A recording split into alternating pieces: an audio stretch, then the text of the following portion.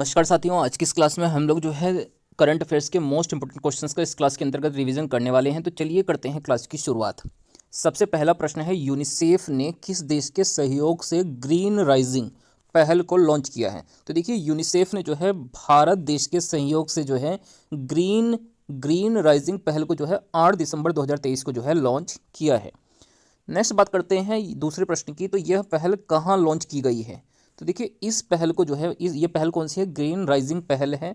इसको जो है COP28 शिखर सम्मेलन जो कि दुबई यूएई में हुआ था, यहाँ पर इसको जो है लॉन्च किया गया है। COP28 शिखर सम्मेलन दुबई यूएई के अंदर। नेक्स्ट इसके बाद अगला जो प्रश्न है, इसमें पूछा गया है 22 शिखर सम्मेलन का 11वां संस्करण कहाँ पर आयोजित किया गया है?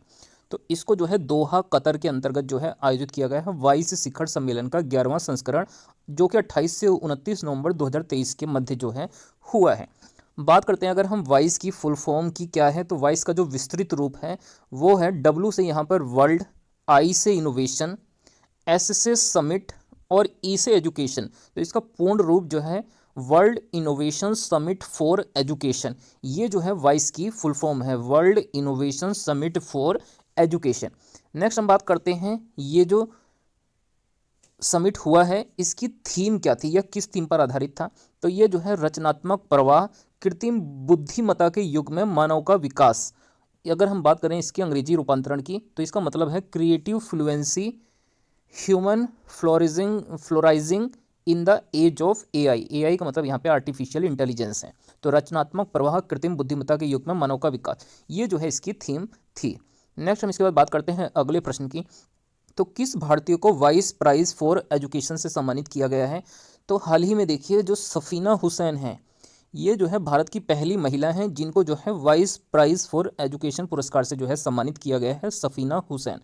नेक्स्ट अगले प्रश्न की बात करते हैं, न्यूजीलैंड का नया प्रधानमंत्री हाल ही में किसको नियुक्त किया गया है? तो देखिए, क्रिस्टोफर लक्सन को 27 नवंबर 2023 को न्यूजीलैंड देश का नया प्रधानमंत्री नियुक्त किया गया है। नेक्स्ट इसके बाद अगला प्रश्न है, कौन सा मंदिर परिसर इटली के पोम्पेई को पीछे छोड़कर जो है विश्व का 8वां आश्चर्य या अजूबा बन गया है? तो देखिए, इटली के जो है पोम्पेई को पीछे छोड़कर जो है अंकोरवाट मंदिर जो कि कंबोडिया देश में है, ये जो है दुनिया का जो है 8वां आश्चर्य बन गया है नवंबर 2023 में। नेक्स्ट इसके बाद अगले प्रश्न की बात करते हैं, अफ्रीकी देश लाइबेरिया का राष्ट्रपति किसे चुना गया है? तो देखिए, जोसेफ जो बोकाई हैं, ये जो है 22 जनवरी 2024 को जो है इन्होंने जो है अफ्रीकी देश लाइबेरिया के राष्ट्रपति के रूप में जो है इन्होंने शपथ ग्रहण की है। जोसेफ बोकाई अफ्रीकी देश लाइबेरिया के जो है राष्ट्रपति के रूप में चुने गए हैं। नेक्स्ट हम इसके बाद बात करते हैं अगले प्रश्न की, एपेक APEC लीडर वीक 2023 कहाँ पर आयोजित किया गया है? तो इसको जो है सैन फ्रांसिस्को USA में जो है 11 से 17 नवंबर 2023 के मध्य इसको आयोजित किया गया है, एपेक लीडर वीक 2023। नेक्स्ट बात करते हैं, इस जो ये आयोजित किया गया है एपेक लीडर वीक 2023, इसकी जो है थीम क्या थी? तो इसकी थीम थी सबके लिए एक लचीले और संधारणीय भविष्य का निर्माण करना, ये जो है इसकी थीम थी।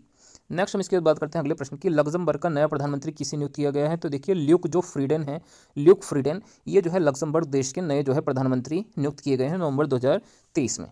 नेक्स्ट हम इसके बाद बात करते हैं अगले प्रश्न की। तो देखिए, अगले प्रश्न में पूछा गया, मालदीव के नए राष्ट्रपति के रूप में किसने शपथ ग्रहण की है? तो देखिए, हाल ही में बहुत अधिक चर्चा में थे ये मोहम्मद मुइज़ू, ये मालदीव देश के नए राष्ट्रपति बने हैं 17 नवंबर 2023 को। नेक्स्ट हम बात करते हैं अगले प्रश्न की।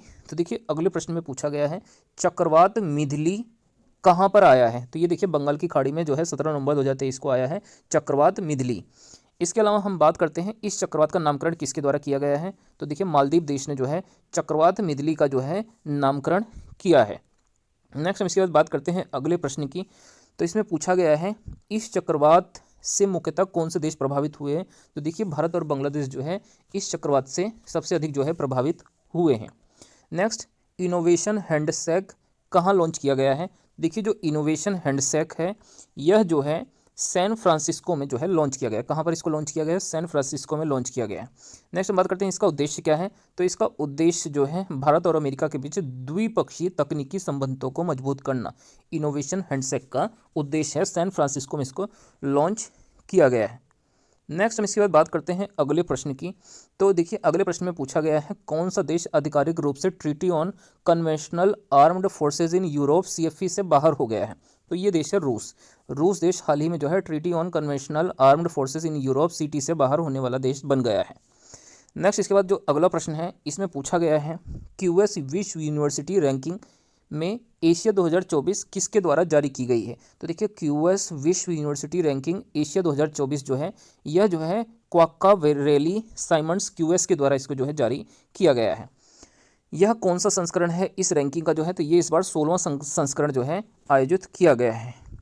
नेक्स्ट इसके बाद जो अगला प्रश्न है इसमें पूछा गया है रैंकिंग में सर्वाधिक संस्थान किस देश के हैं। तो भारत के सबसे अधिक जो है क्यूएस विश्व यूनिवर्सिटी रैंकिंग में जो है भारत के सबसे अधिक जो है 148 जो है संस्थान शामिल हैं।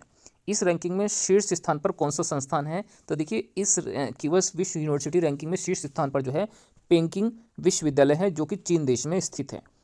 नेक्स्ट इसके बाद हम बात करते हैं कुछ और इम्पोर्टेंट क्वेश्चंस की। तो देखिए अगला जो हमारा प्रश्न है वो जो है उसको भी हम लोग देख लेते हैं। तो देखिए जो अगला प्रश्न है इसमें पूछा गया है इस रैंकिंग में जो है भारत का शीर्ष संस्थान कौन सा है। तो इस रैंकिंग में जो है आईआईटी बॉम्बे को 40वीं रैंक मिली है इस रैंकिंग के अंतर्गत। नेक्स्ट इसके बाद अगला प्रश्न है किसने इकोलॉजिकल थ्रेट रिपोर्ट 2023 को जारी किया है। तो देखिए institute of economic and peace IEP के द्वारा जो है नवंबर 2023 में इकोलॉजिकल थ्रेट रिपोर्ट 2023 को जारी किया गया जिसको हम लोग इन शॉर्ट आईईपी बोलते हैं। नेक्स्ट अगला प्रश्न है वायस ऑफ ग्लोबल साउथ शिखर सम्मेलन 2023 कब आयोजित किया गया है। तो ये जो है 17 नवंबर 2023 को वायस ऑफ ग्लोबल साउथ शिखर सम्मेलन 2023 को आयोजित किया गया है। इस सम्मेलन की अध्यक्षता किसने की थी। तो प्रधानमंत्री श्री नरेंद्र मोदी ने इस सम्मेलन की अध्यक्षता की है। इस सम्मेलन का पहला संस्करण कब आयोजित किया गया था। तो देखिए ये जो सम्मेलन आयोजित हुआ है इसका पहला संस्करण जो है जनवरी 2023 में जो है आयोजित किया गया है। नेक्स्ट इसके बाद बात करते हैं हम अगले प्रश्न की। तो देखिए किसने 2023 state of climate services health report जारी की है। तो हाल ही में देखिए विश्व मौसम विज्ञान संगठन WMO के द्वारा 2023 state of climate services health report को जारी किया गया है 2 नवंबर 2023 को। नेक्स्ट अगला प्रश्न है पारे पर मीना माता कन्वेंशन के पक्षकारों के सम्मेलन की 5वीं बैठक COP5 कहाँ आयोजित की गई है। तो ये जेनेवा स्विट्जरलैंड में जो है पारे से संबंधित एक रोग होता है मीना माता रोग, जिसके लिए जो है पारे पर मीना माता कन्वेंशन का आयोजन जो है जेनेवा स्विट्जरलैंड में किया गया है। नेक्स्ट अगला प्रश्न है चीन के बेल्ट एंड रोड इनिशिएटिव से बाहर निकलने की घोषणा हाल ही में किस देश ने की है। तो देखिए फिलीपी देश ने जो है हाल ही में चीन के बेल्ट एंड रोड इनिशिएटिव से बाहर होने की घोषणा नवंबर 2023 में की है। नेक्स्ट अगला प्रश्न है प्रथम ग्लोबल AI सेफ्टी समिट 2023 जिसका मेजबान यूके था में कितने देशों ने कृत्रिम बुद्धिमत्ता से जुड़े जोखिमों को रोकने के लिए विश्व के पहले समझौते पर हस्ताक्षर किया है। तो ये जो है देखिए टोटल 28 देशों ने इस पर जो है हस्ताक्षर किए हैं। ये जो है 1 से 2 नवंबर 2023 के मध्य जो है हुआ है। नेक्स्ट इसके बाद अगला प्रश्न है इस समझौते को क्या नाम दिया गया है। तो देखिए इसको जो है ब्लेचली घोषणा का नाम दिया गया है। ये जो है AI से होने वाले खतरे से जो है निपटने के लिए जो है एक समझौता था। नेक्स्ट इसके बाद अगला प्रश्न है कितने शहरों को वर्ल्ड सिटीज़ डे के अवसर पर UNESCO creative cities network UCCN में शामिल किया गया है। तो देखिए टोटल जो है 55 शहरों को जो है वर्ल्ड सिटीज़ डे के अवसर पर UNESCO creative cities network UCCN में शामिल किया गया है। टोटल 55 शहरों को 31 अक्टूबर 2023 को। इसमें भारत के कौन कौन से शहर शामिल हैं। तो देखिए इसमें ग्वालियर जो कि संगीत के लिए जो है और कोझिकोड को साहित्य के लिए जो है इस सूची में शामिल किया गया है। नेक्स्ट इसके बाद अगले प्रश्न की बात करते हैं किस संस्था ने एडेप्टेशन गैप रिपोर्ट 2023 को जारी किया है। तो संयुक्त राष्ट्र पर्यावरण कार्यक्रम united nation environment programme UNEP के द्वारा जो है एडेप्टेशन गैप रिपोर्ट 2023 को 2 नवंबर 2023 को जारी किया गया है। बात करें अगर हम यह रिपोर्ट किससे संबंधित है। तो देखिए ये रिपोर्ट जो है जलवायु परिवर्तन से संबंधित है। किससे संबंधित है ये रिपोर्ट जलवायु परिवर्तन से। नेक्स्ट अगले प्रश्न की बात करते हैं 24 अक्टूबर 2023 को वर्ष 2030 तक नदी डॉल्फिन के संरक्षण के लिए वैश्विक घोषणा पत्र पर कितने देशों ने हस्ताक्षर किए हैं। तो टोटल 11 देशों ने जो है इस पर हस्ताक्षर किए हैं। 24 अक्टूबर 2023 को वर्ष 2030 तक नदी डॉल्फिन के संरक्षण के लिए टोटल 11 देशों ने इस पर हस्ताक्षर किए।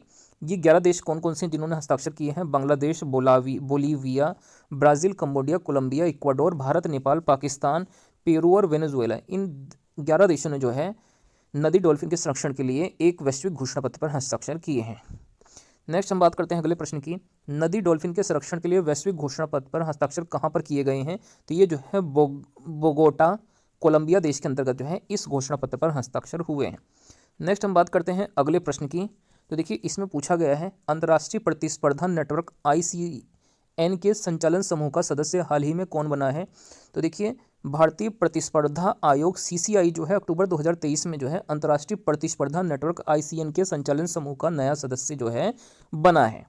नेक्स्ट इसके बाद अगला प्रश्न है स्लोवाकिया का प्रधानमंत्री हाल ही में किसे नियुक्त किया गया है 25 अक्टूबर 2023 को। तो देखिए स्लोवाकिया देश के नए प्रधानमंत्री बनाए गए हैं रॉबर्ट फिको ये स्लोवाकिया देश के नए प्रधानमंत्री बनाए गए हैं। तो दोस्तों ये आज की हमारी करंट अफेयर्स की क्लास थी।